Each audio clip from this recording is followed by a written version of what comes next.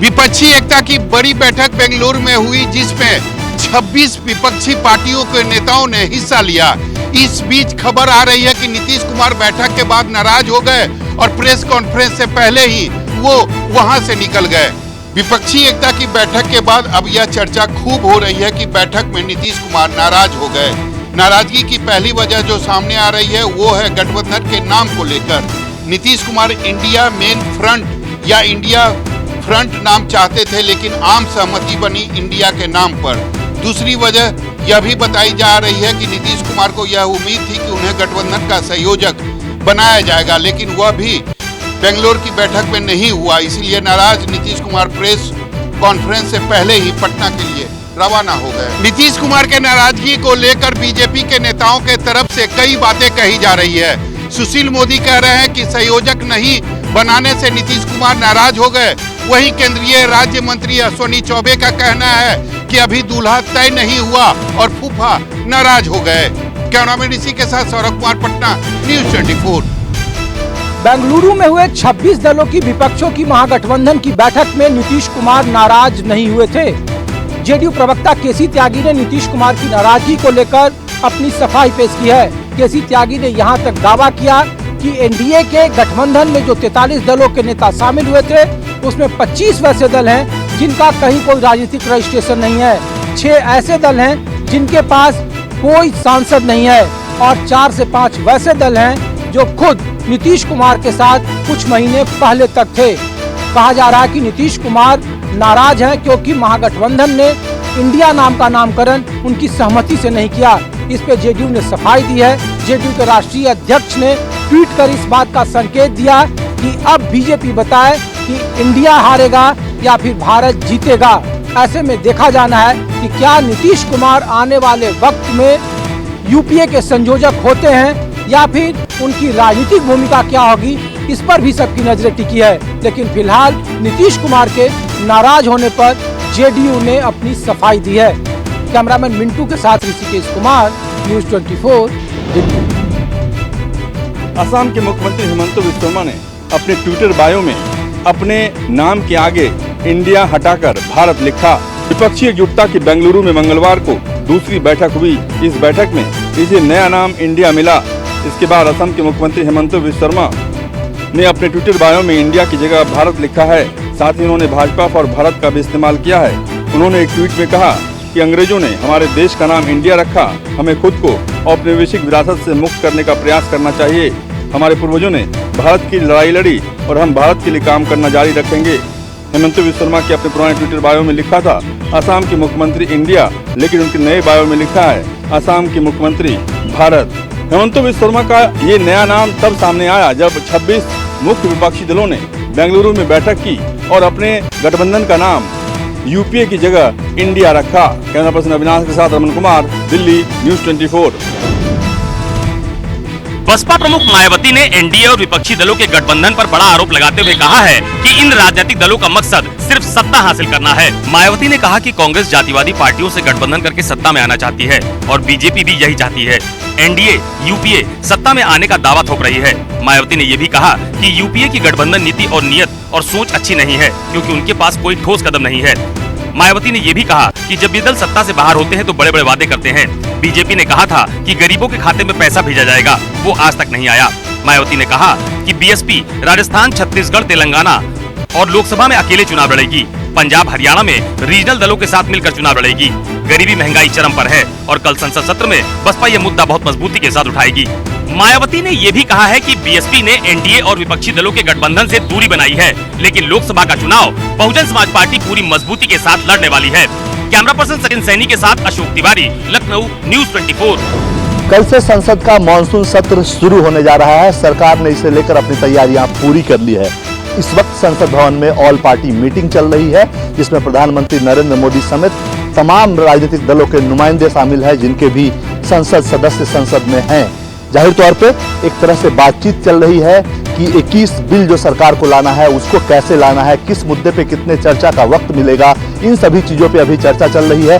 विपक्ष की तरफ से मणिपुर, अदानी मुद्दे को ज्वाइंट पार्लियामेंट्री कमेटी के पास भेजे जाने, महंगाई, राज्यपालों द्वारा राज्य सरकार को परेशान किए जाने जैसे मुद्दों पर भी चर्चा की मांग की जा रही है। एक और खास बात है, दिल्ली का ऑर्डिनेंस जो ट्रांसफर पोस्टिंग का जो बवाल था, उस चीज पर जो सुप्रीम कोर्ट का आदेश हुआ और उसके बाद केंद्र सरकार अध्यादेश लेके आएगी, उसको भी इस बार संसद में लाया जाना है। और जाहिर सी बात है कि उस पर भी विवाद होगा, क्योंकि आम आदमी पार्टी ने कांग्रेस समेत कई विपक्षी दलों को इस मुद्दे पे अपने साथ लिया है और वो लोग दिल्ली को लेकर जो अध्यादेश है, जो अभी कानून बनेगा संसद में, उसका विरोध करेंगे। कैमरामैन अविनाश के साथ कुमार गौरव, न्यूज़ 24। उत्तर प्रदेश में मिशन 80 की राह में आने वाले हर रोड़े को हटाने की चुनौती का सामना कर रही भारतीय जनता पार्टी की नजर अब पूर्वांचल के बाद पश्चिमी उत्तर प्रदेश पर टिक गई है।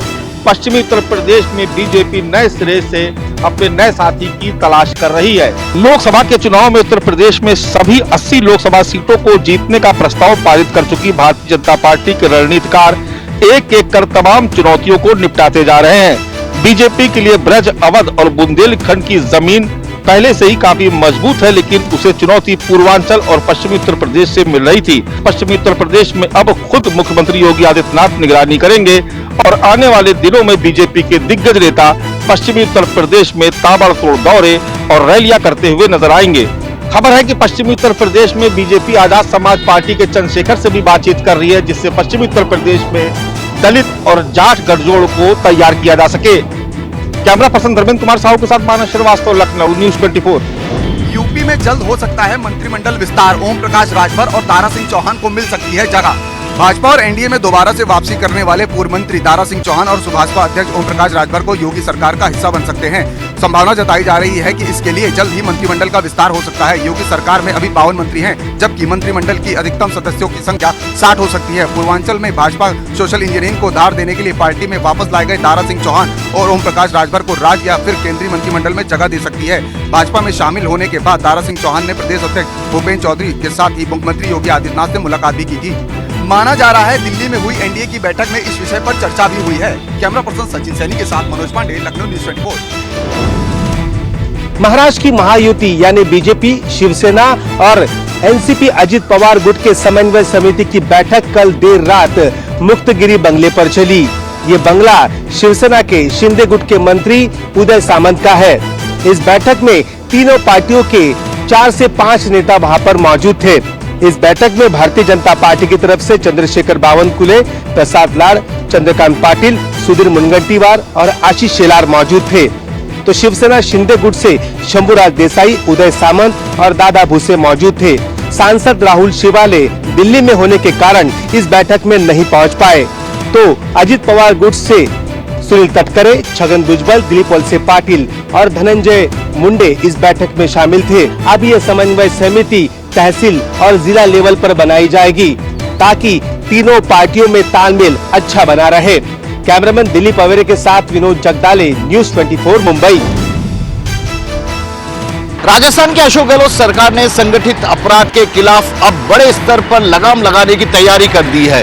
इसके लिए विधानसभा में एक बिल भी पारित कर दिया गया, जिसके तहत संगठित अपराध में शामिल लोग और ऐसे लोगों को शरण देने वालों को सख्त सजा का प्रावधान किया गया है। हालांकि विपक्ष ने इस पर अपना ऐतराज जताते हुए इसे जनमत के लिए भेजने की मांग की थी। विपक्ष का यह कहना था कि इसमें पुलिस को बहुत ज्यादा अधिकार दिए गए हैं, जिनका आम नागरिकों पर भी कभी भी दुरुपयोग हो सकता है।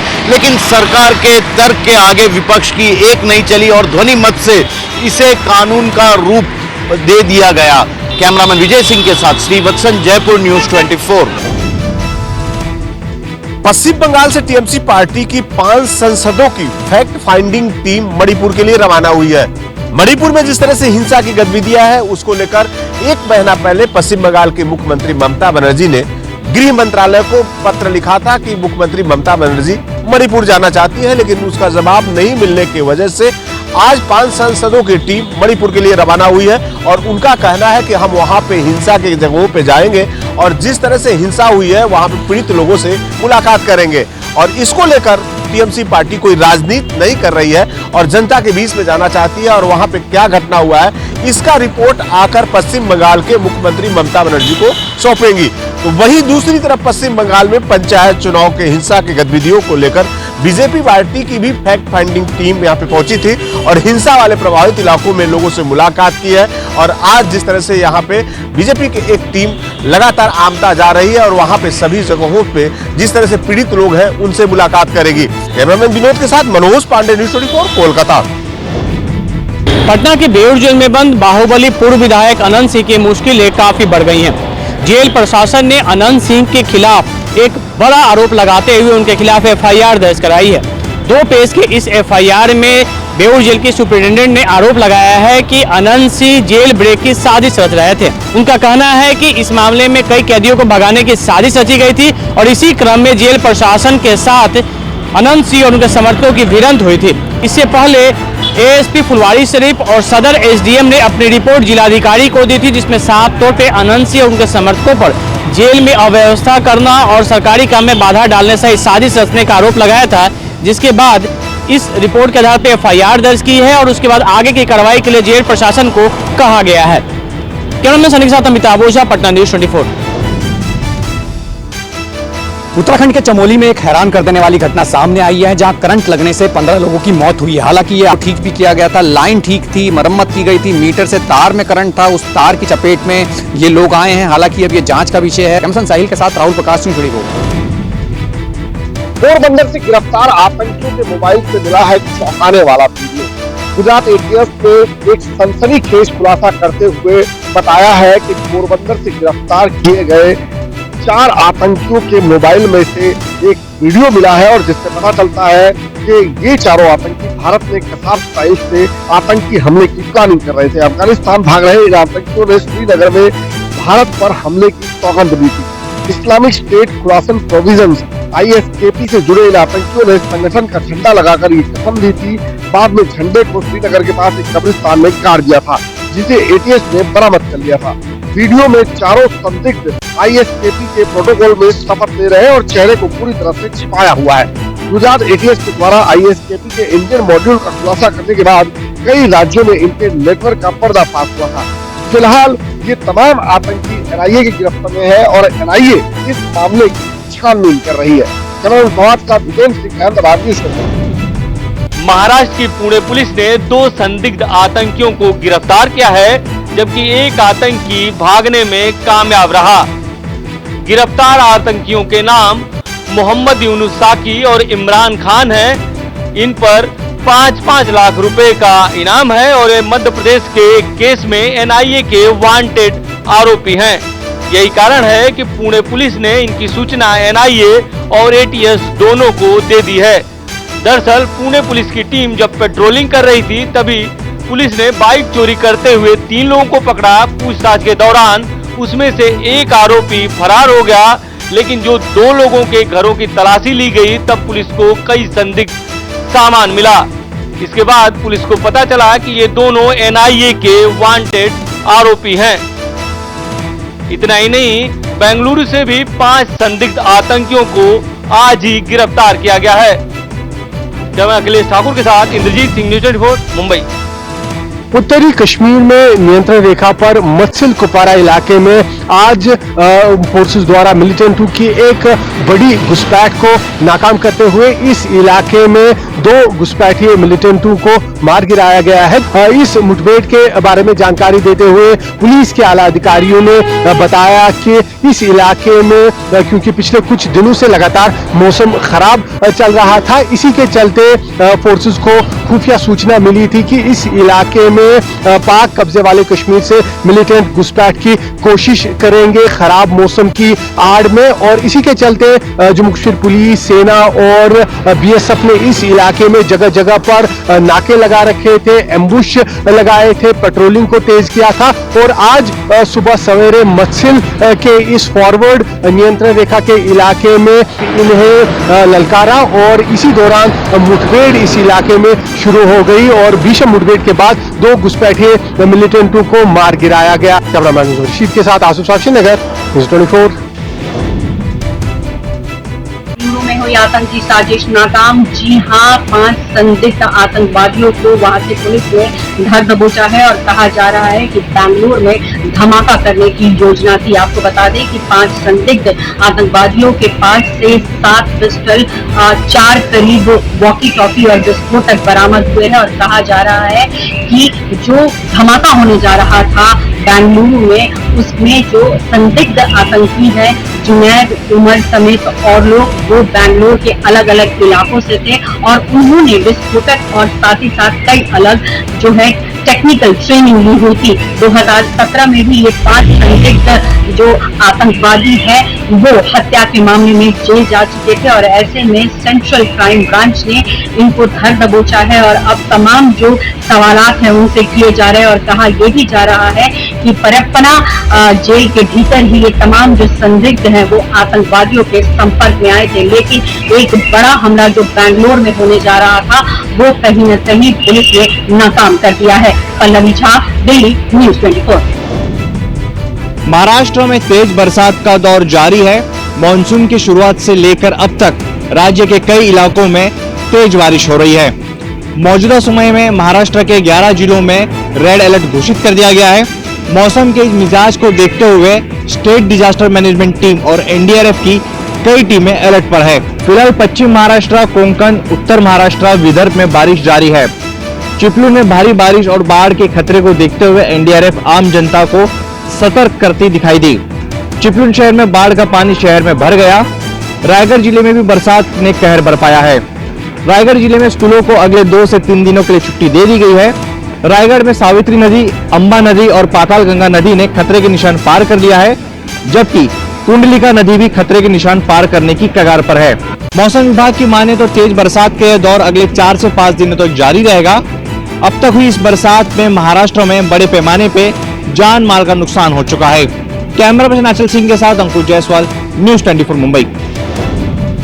गुजरात में पिछले कई घंटों से लगातार जारी मूसलाधार बारिश ने गुजरात के कई इलाकों को जलमग्न कर दिया है। खास करके सौराष्ट्र और दक्षिण गुजरात में कल रात से ही बहुत ही ज्यादा तेज बारिश हो रही है। कई इलाके जो है वो जलमग्न हो गए हैं, कई सड़कें जो है वो छिन्न भिन्न हो गई है, उस पर यातायात जो है वो पूरी तरह से बाधित हो गया है। वेरावल से पोरबंदर का जो स्टेट हाईवे है उसको बंद कर दिया गया है। गटर का जो है ब्लॉकेज की वजह से कई जगह पर जल जमाव की स्थिति जो है वो देखने को मिल रही है। वेरावल मंदिर जो है वो पूरी तरह से पानी में डूब गया। वहां की जो हिरन नदी है उसका जलस्तर बहुत ज्यादा बढ़ गया और इसकी वजह से आसपास के तमाम इलाके जो है वो जलमग्न हो गए। जिस तरह से मौसम विभाग का कहना है कि अभी और ज्यादा तेज बारिश हो सकती है और अलर्ट दिया गया है, ऐसे में स्थिति और भी ज्यादा खराब हो सकती है। फिलहाल की अगर मैं बात करूं तो बारिश अभी भी रुक रुक कर आ रही है और कई इलाके जो है अभी भी जलमग्न है। Bhupendra Singh, news 24। Jammu Delhi national highway पर द्यालाचक से चढ़वाल के बीच पड़ता एक पुल धंस चुका है। पुल धंसने की वजह से इस हाईवे पर आवाजाही बंद कर दी गई है और हम इस समय उसी जगह पर मौजूद हैं जिस जगह पर ये जो पुल है ये धंसा है। ये आप तस्वीरों में देखिए, ये द्यालाचक से चढ़वाल के बीच पड़ता है पुल और तरना नाला है जिसके ऊपर ये पुल बनाया गया था। लेकिन आप देखिए कि इस पुल के पिलर जो हैं वो धंसे हैं, जिसकी वजह से पुल जो है ये भी धंस चुका है। आप तस्वीरों में देखिए कि पानी जो है उसका बहाव इतना ज्यादा तेज है कि ये जो पुल है किसी भी समय बह सकता है और उसी आशंका के चलते एहतियातन इस पुल को पूरी तरह से बंद कर दिया गया है। ना ही पैदल किसी व्यक्ति को इस पुल से आने जाने की इजाजत है और ना ही किसी गाड़ी को इस पुल से आने जाने की इजाजत दी जा रही है। बारिश हो रही है, उसकी वजह से नदियां नाले उफान पर हैं, तो वहीं जम्मू दिल्ली नेशनल हाईवे के बीच पड़ता जो पुल है वो धंसने से हाईवे जो है आवाजाही के लिए बंद हो गया है। कैमरामैन पवन के साथ पंकज शर्मा, न्यूज़ 24, द्यालाचक।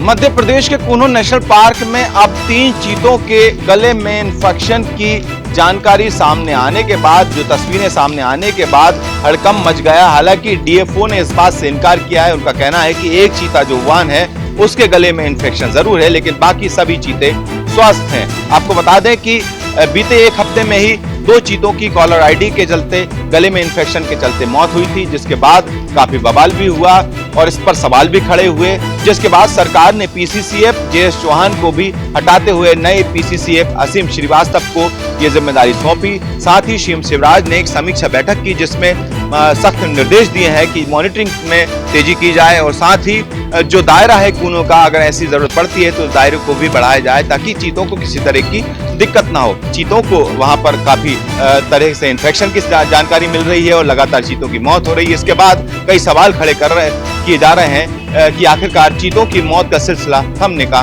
नाम क्यों नहीं ले रहा है। कैमरा पर्सन कमलेश व्यास के साथ विपिन श्रीवास्तव, न्यूज़ 24 मध्य प्रदेश।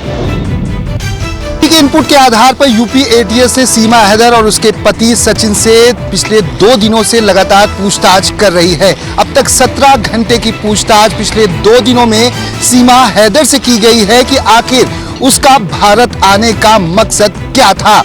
वहीं आपको बता दें कि यूपी एटीएस की एक टीम नेपाल के काठमांडू भी पहुंची है, जहां पर तकरीबन 7 दिनों तक सीमा हैदर और सचिन ने वक्त बिताया था और वहां पर शादी की थी। जिस तरह से पिछले 2 दिनों से सीमा से पूछताछ हो रही है तो वो रटे रटाए जवाब दे रही है, जिससे कि एटीएस को शक हो रहा है। यही वजह है कि सीमा हैदर से लगातार पूछताछ की जा रही है। कैमरामैन संजय सिंह के साथ दीपक दुबे, न्यूज़ 24 दिल्ली।